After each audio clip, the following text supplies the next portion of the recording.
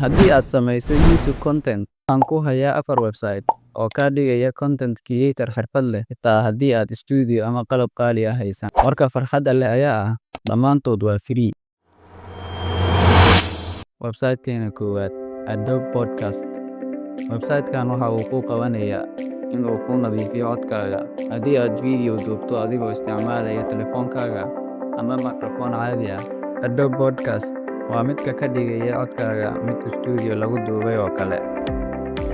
Haddii aad samayso YouTube content, waxaan ku hayaa 4 website.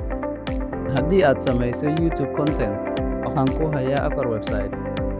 Website-keena labaad, Remove BG ama Background.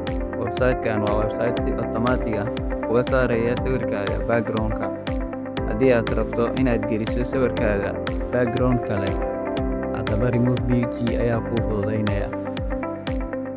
Website-keena saddexaad, Pexels.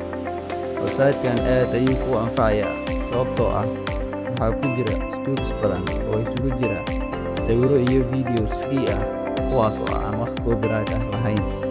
Haddii aad ku wareerto xageen ka helaa sawirro ama videos copyright lahayn, jawaabtu waa Pexels.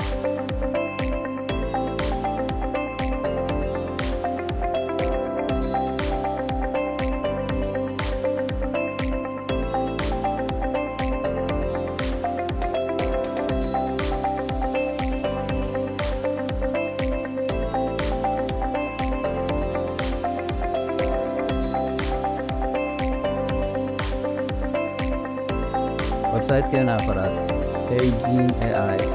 AI-gan kuwa kale waxa uu uga duwan yahay, waxaad ku samaysan kartaa muuqaallo unlimited ah ama aan lahayn wax khad ah. Haddii aadan rabin inaad hor istaagto kamarada, Heygene AI ayaa ku hadlaya. Muuqaalka subscribe, like na saar.